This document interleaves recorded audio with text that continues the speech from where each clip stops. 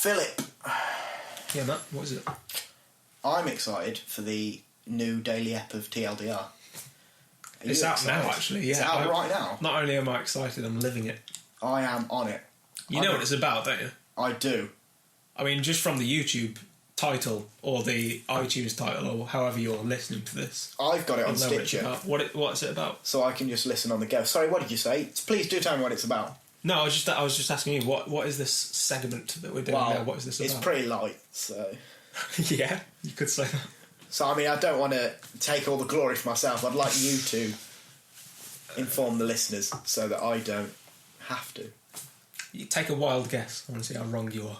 Is it about... It's about a part... a part of the body. Yeah, kneecaps. Yes!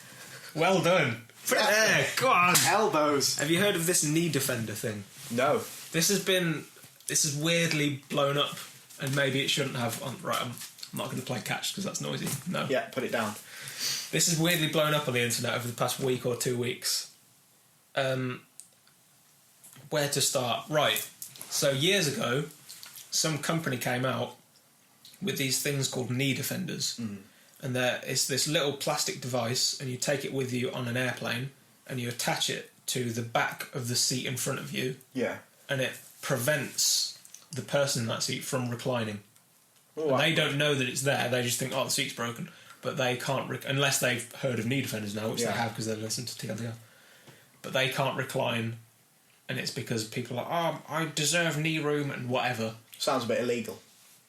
Airliners now, because of the things that I'm about to talk about, a few airliners, I think, have come out and said we won't allow them. But over the past few weeks, there have been various...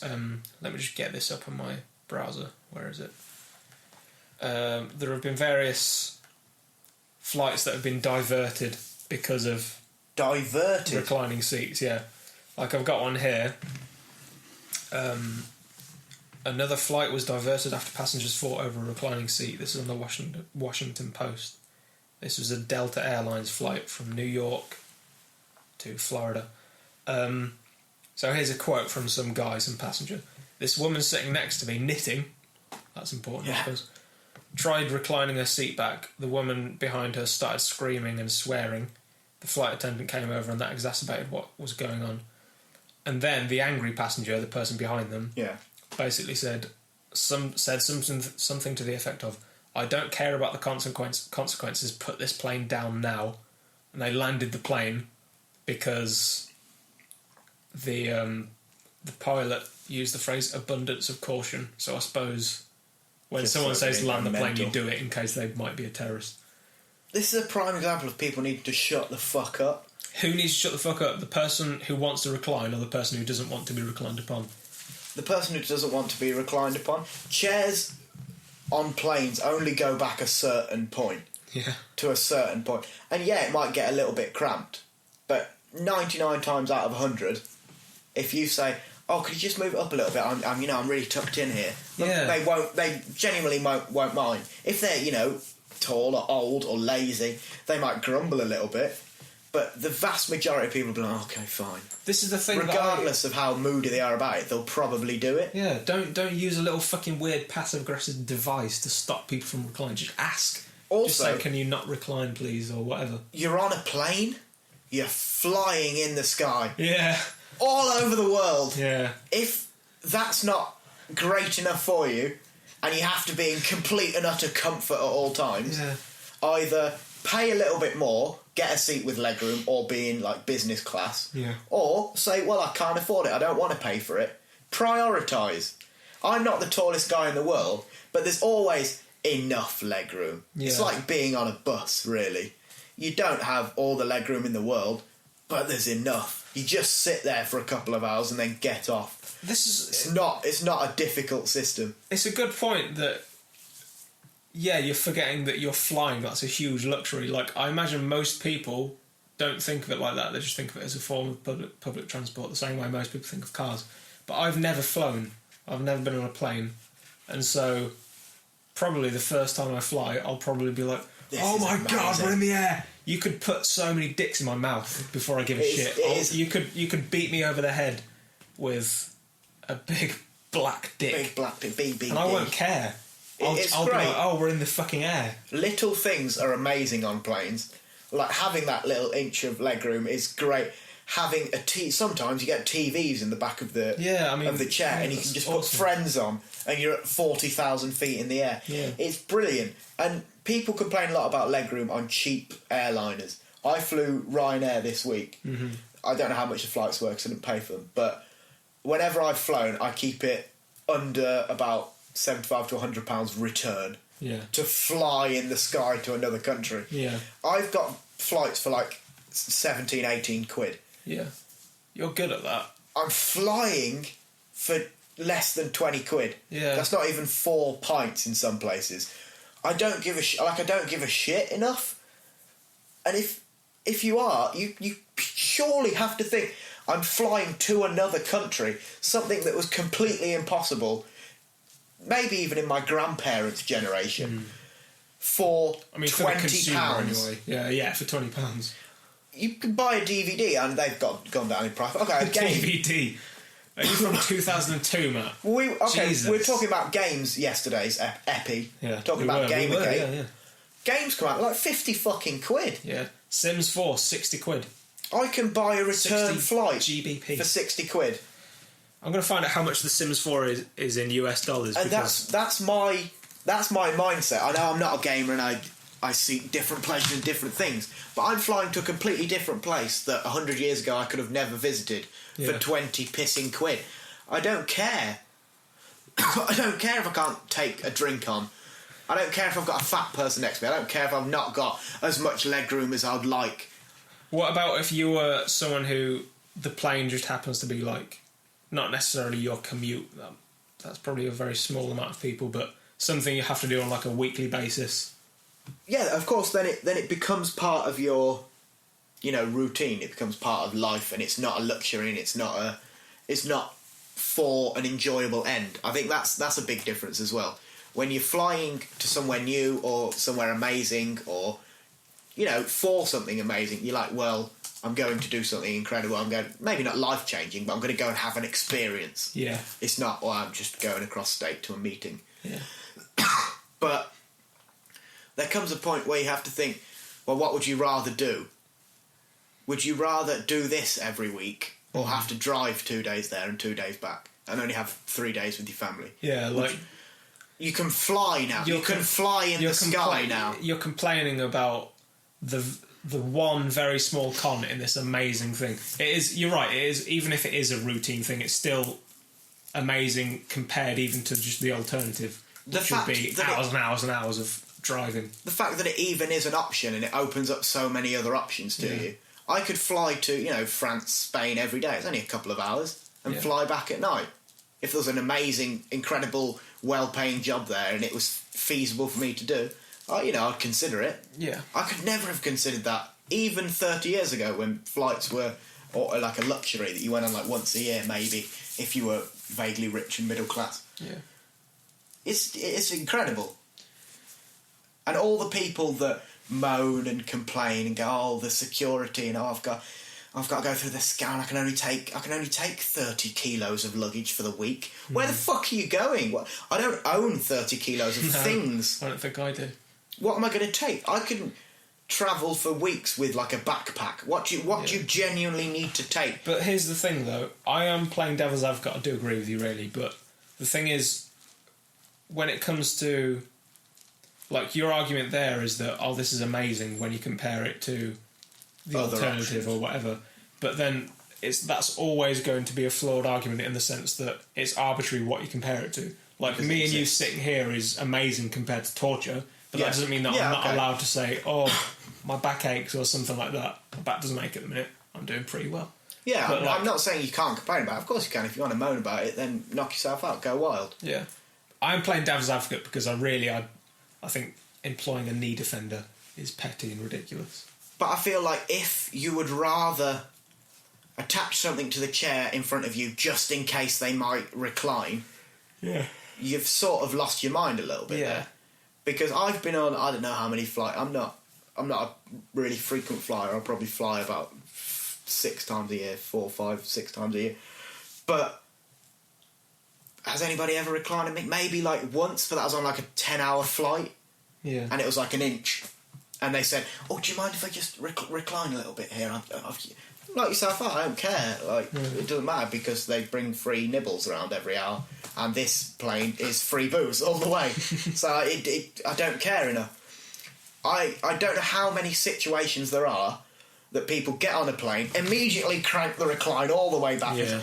Oh, do you care? Because I don't give a fuck. Yeah. How often does that happen? Not often enough for there to be a device. There are probably hundreds of flights from England every day. Yeah. How often does that happen? Very, very rarely.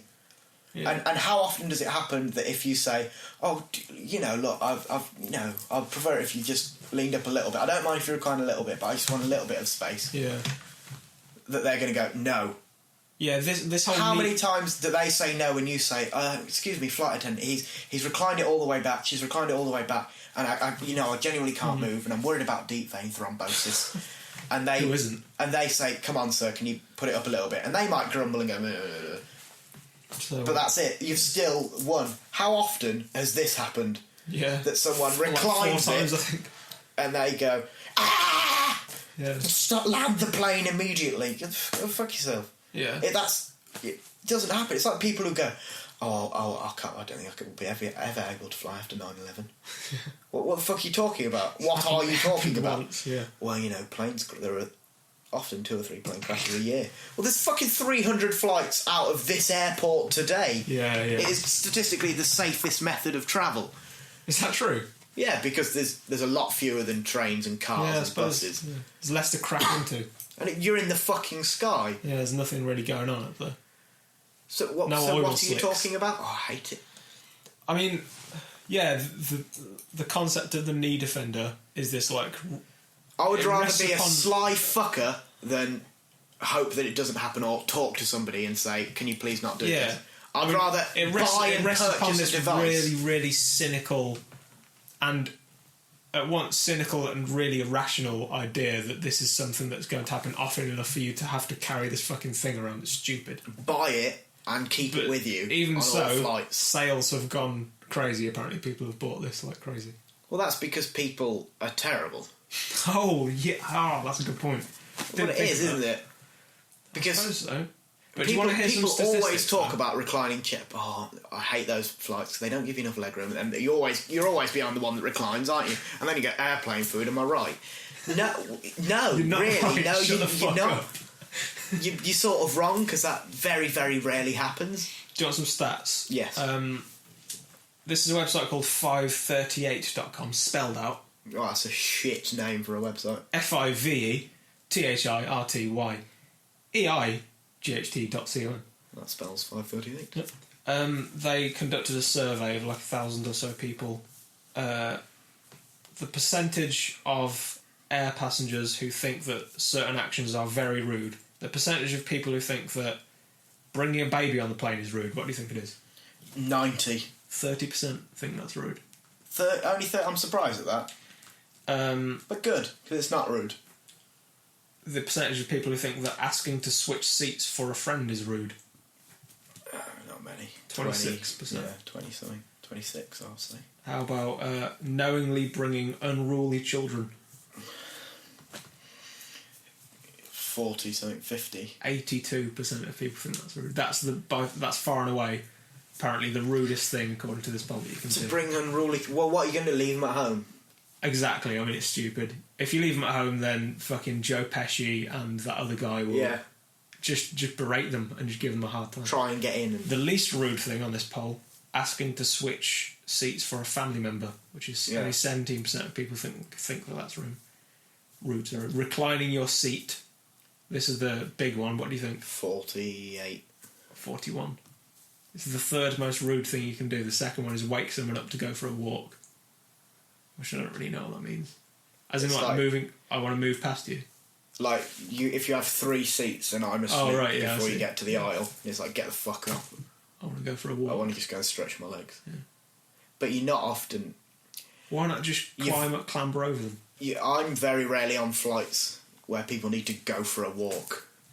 Well, what about if you have a pre-existing condition where, like, Well, Otherwise, you'll get a then. blood clot. You'll die. Well, that's completely fine. Yeah, that's true. Yeah, this is one of those conversations. You need to where get there's not by, much otherwise debate. your leg might drop off because of a clot. Oh, go on then. Oh yeah, that's fine. Yeah. You know what? You can. Well, actually, I'm watching Fast and Furious 7, so if you so want, you can fuck up. you can have an earphone, but it's. I'd appreciate if you did have an earphone. We can riff on the film. Flight's But one of otherwise, those your things. leg could drop off. Flight's one of those things where people sort of get tensed up and worried about everything, and Yeah. like, oh well, everything's going to go wrong, and they're not going to have any drinks on the plane. Of course they are. What are you talking? And I'm going to sit next to the fat person. Well, we probably not. It's weird for me because I've never experienced this. I've never flown. I don't think I've ever even been to an airport. And this is one of those huge cultural things that I've not experienced. And almost my entire perception of it comes from media largely. Yeah. And so the way that I see flying is that you've got a handful of people who just are fine with it. And then most people are like really, really worried about turbulence. I'm not really sure what turbulence is, just rocking around in the air, I suppose. And those people who are like, oh, I really hate flying, but then they're always sitting next to someone who has a statistic handy about how flying is actually quite safe. The safest form of transport. I mean, I don't know how realistic that is. Is that really a big point of anxiety for people flying in airports? People hate flying, yeah. A lot of people hate flying. Everybody the vast majority dislike flying. Oh, I don't like flying. What is to dislike? Is it just because it's... I suppose it's not a natural thing for humans to do. It's not natural, and it is a bit cramped, and there's like 200 of you basically in a tin room. Yeah. And there'll be people coughing, and there'll be a little bit... You know, I really like it. If I could fly to a new place every day, I would. Yeah. But some not people for the just flight. don't like it. Some people really don't like the actual flight itself. Yeah. Like the feeling of being up in the air. Yeah, some people get really anxious about it. Turbulence is a big one. Yeah. I've only ever had bad turbulence once. What is it like? It's like sort of like a rocky, like it's up and down, a bit rocky. Is it like just like sit down? Is it really rocky or is it a bit vibrating? Depends how bad your turbulence is. What was it like for you on the worst? Mine was it was the worst I'd ever had. It was quite rocky. Oh right. And a couple of people were sick, but it's because we went through like a storm. Ah, okay. And so like you couldn't really see, and there was like shit going on. But you know, other than that, you might occasionally get a little bit of ooh. Yeah, a little wobble. Have you heard of this film Non-Stop with Liam Neeson? No. I watched it recently. It's fairly good. It's like Liam Neeson plays an air marshal on a plane. The entire film takes place on a plane. Have you heard of it? I've seen an advert for it, I think, yeah. Yeah. The marketing's weird because why is it called Non-Stop? That's the most generic, nondescript title for anything ever. Shorts. And it's got nothing to do with the premise of the film. I mean, it's just a generic action movie, really, but he's like... there's somebody on the plane who's texting the air marshal, Liam Neeson, saying, I'm going to kill someone every 20 minutes unless you wire me $1 million or whatever. And he's like trying not to cause a scene, but he's also trying to figure out who it is. And then people die, and you know, it's fairly good but not amazing. And couldn't he just ring up HQ, say who sent me this text? If it was real, probably it could probably get sorted out immediately. What he'd probably do if it was real is he'd probably say to the pilot, right, land first of all, and second of all, right, everyone listen up. So someone's a murderer. Who's a murderer? Just keep them all in plain sight. Yeah. I mean, you'd probably handcuff everyone. I don't know what would happen. But he was you'd like... land the plane, and then you'd empty pockets. I think they did say to land the plane, phone. actually, and he was like, I can land the plane in 2 hours. So, because they were over the ocean, I don't know. It's always the ocean. Yeah. But... I like flying. I understand people who don't like flying, don't like the feeling of being in the air. But I don't really understand people who get a bit annoyed by flying. Who are just like, oh, well, I haven't got very much space. Just, those sorts of people people. Well, why can't I get fresh bacon? Because you're 40,000 feet in the air. Yeah. You can't get a brilliant breakfast. I'm sorry. You can get a coffee and something they can warm up. You can get anything that's been freeze-dried, you can have. What do you expect them to do? Just cook on... They can't do that. Yeah. Do you want crisps? Here you go. You don't have the resources. We're We're not attached to the ground. And why is that a priority? I just can't go anywhere with it. I would just bring on one of those... baked croissant. A big jug of one of those Soylents. You know that Soylent stuff, the meal replacement? By the way, the other day, I went for a walk and I went to a shop and thought, oh, milkshake, I'll get that. And Did you buy Soylent? No, I accidentally bought one of those nourishment things, like a meal replacement shake.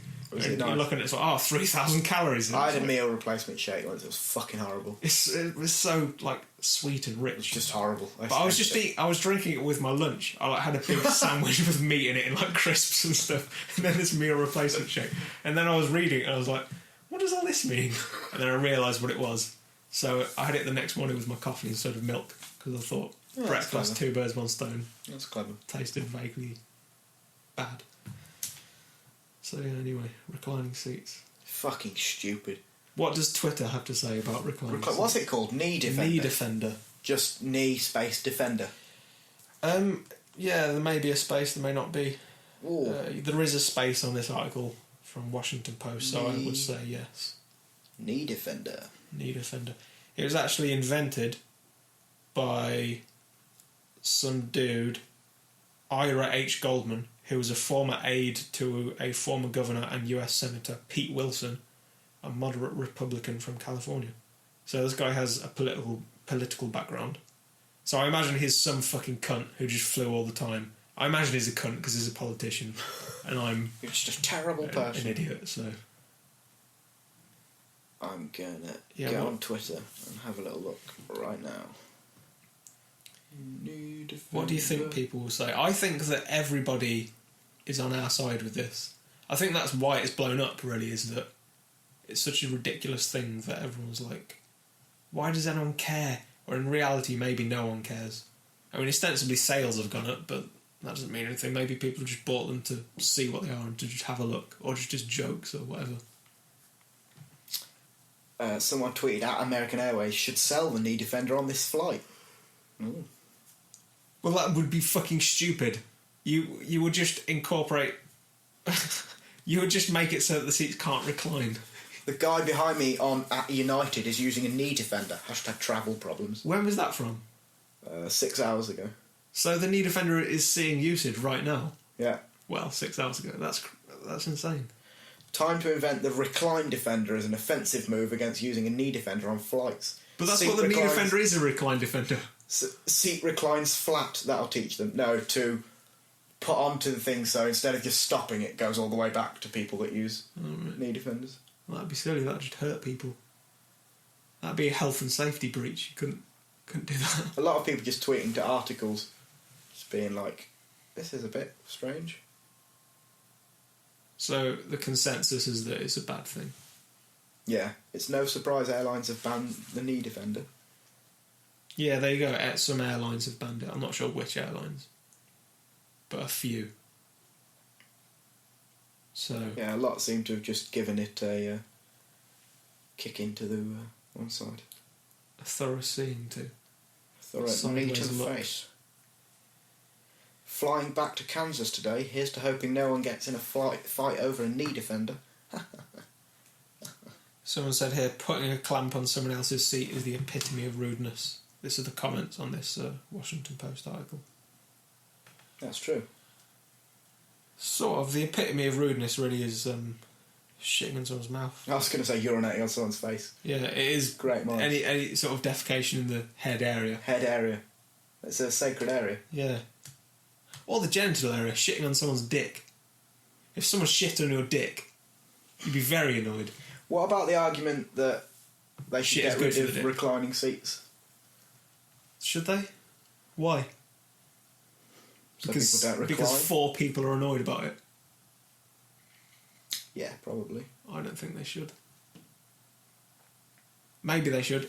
How important is it to recline? Like, is it going to help anyone's back problems? Do some people need to recline? Maybe. I don't know. Yeah, I'm not sure about it. Arsino Hall tweeted, I am reclining, and if you jam me up with the knee defender, I'm going to break wind repeatedly until you remove it. Yes, Arsino Hall. Who is Arsino Hall? Have you ever seen Coming to America with Eddie Murphy? Yeah. He's the other black guy. Oh, okay. He also hosts the Arsino Hall show.